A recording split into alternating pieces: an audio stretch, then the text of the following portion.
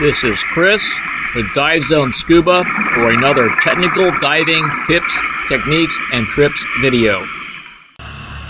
In this video, we'll be discussing independent backmount doubles recreational diving in Cozumel. During a week-and-a-half period in Cozumel, I was able to make 18 boat dives and 10 shore dives using independent backmount doubles. For these dives, I used Scuba Club Cozumel, which is just south of the main downtown area. For independent backmount divers, this dive shop represents a worst-case scenario. The dive shop does not have any manifolded doubles, and they do not have left-right modular valves. While the shop does have some DIN valves, I elected to use plain old right-hand K valves. One of the really nice things about Scuba Club Cozumel is the free afternoon shore diving. If you have a dive package, you are free to do unlimited shore diving in the afternoon. This is what the setup for shore diving looks like. And the diving well that you previously saw was one of the many different ways of entering the water at Scuba Club Cozumel. This is the area over here, particularly under the pier, where you can dive and see squid, octopus, and many other fish. To shore dive, you pick your tanks up at the dive shop and carry them over to the shore diving area.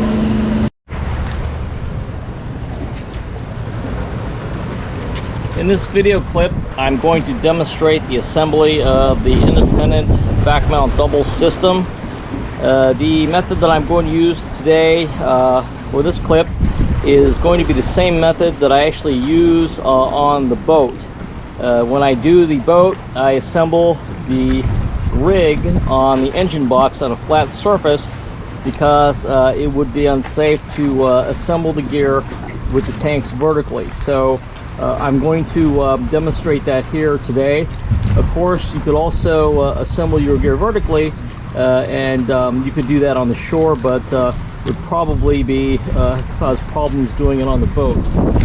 All right, so I've got my two tanks here, and I've done another modification from the independent backmount independent doubles backmount video. I have changed the position of the two-piece tank band with the one-piece tank band, and I did that based upon the dives I've been doing this week. So when I'm assembling the gear, what I found out was you have to struggle less with the rig if you just have the top band be the one that's the one-piece band, and it makes it much easier. You don't have to push the tank in as far. So at this point, I can close my tank bands, and I can get ready for the second tank. Okay, so the right-hand tank is the one that I've generally been using, facing the normal direction, and the left-hand tank is going to be installed in the rig 180 out, 180 out from its normal position. Alright, so I've got the two tanks in here now, and when you use this method, it's actually a two-step process. You have to assemble the tanks initially, and then what you have to do is you have to raise it up. You have to raise the rig up like that, and if you don't have it 100% correct, you have the opportunity to adjust it. Alright, so I need to change the angle here. So you have to raise it up if you didn't do it perfectly, and you can do two things at this point. You can release the tank bands to make sure the tanks are square, and this also gives you the opportunity to adjust the tank slightly in case you don't have the valves rotated exactly squarely. Okay, so that's two things that you can do when you raise it up. Okay, so one of the things that you'll notice in the video is that these particular valves, this one is pretty much straight, whereas this one is at a significant angle. So when I put the regulators on, and you'll see this, one of the regulators might be pointed off up in a little bit of a slightly off-center direction. The important thing is that the valves are 90 degrees to the tank, to your rig, so that you are able to manipulate the valves without any difficulty. Okay, so this is the first step, is assembling the tanks onto the rig. All right. Now what I'm going to do is I'm going to take my two systems here that I'm going to use, and I've got my left hand tank here, and what I'm going to do is I'm going to install that, and this is the one that people hate. This is the one that is backwards, and as you can see, I've got a transmitter on the back here on my left post. All right, so here's my left post. This is my redundant bladder ventilator hose. I'm not going to be using that. And then this is my necklace regulator right here. I'm going to put that there. And now I'm ready to do my right-hand tank, which is facing in the normal direction. So I'm going to screw that on. And you'll notice we're keeping with the worst case scenario here, where not only do we have regular right-hand K-valve tanks, but we have no DIN tank valves. The Scuba Club Cozumel does have some limited DIN tank valves, but for our purposes here, rather than having to constantly go back and forth, I am just going to use the standard K valves. Okay, so in this configuration, one thing I do is I change my gauge, which is normally on the left post. I put that on the right post, and I take my transmitter, which is normally on the right post, and I put that on the left post. And the reason to do that, as I discussed in one of the previous videos, is to simply make the rig more streamlined, not having hoses pointing out in directions that apparently some people find very offensive. All right, so here's my long hose. I'm not diving immediately, so I'm going to be stowing my hose. And again, there was a video on that, taming the long hose. I think it was part 2. And what I'm doing is I'm just going to temporarily stow that here until I'm ready to get into the water. All right, so that's the view from the back. Here's the view from the front with the rig. And like I said, these are approximately 90 degrees out. And as you can see, this particular tank valve, the face of the tank valve is not 90 degrees to the handle, so it's pointed off in this kind of strange direction, which does not really affect the manipulation of the valve, which is the most important thing. All right, so that's it for this video segment on assembling the gear for Backmount independent doubles on shore.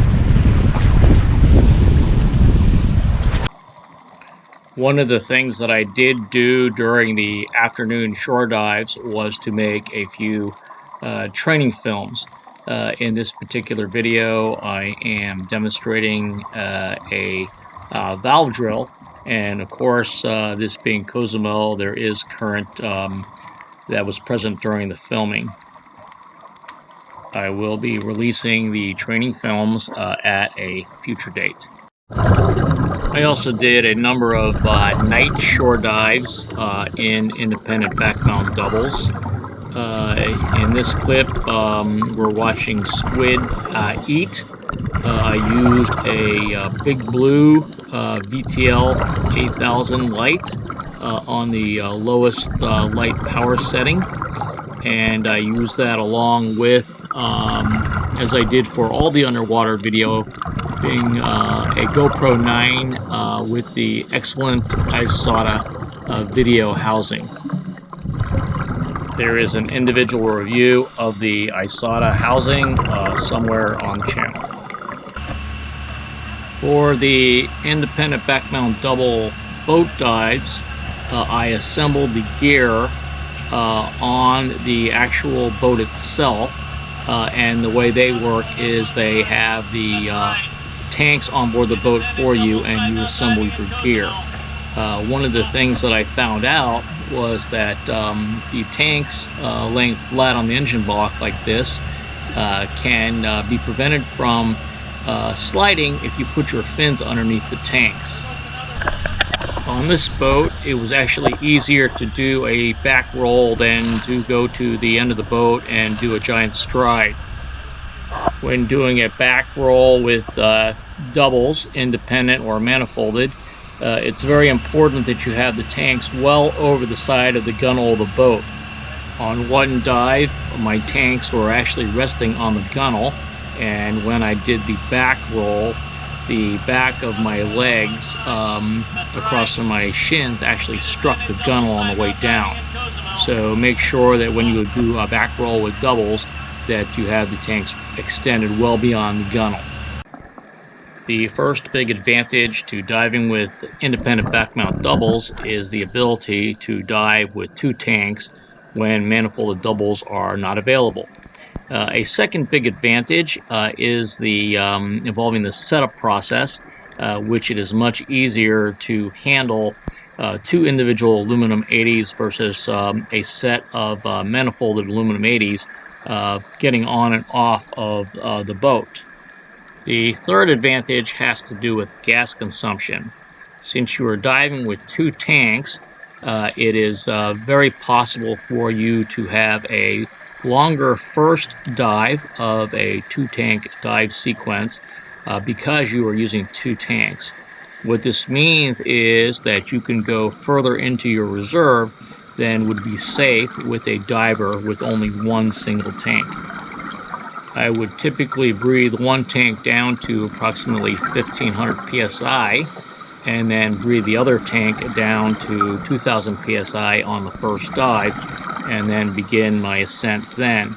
I would almost always end up back on the boat with at least 1500 psi in each tank.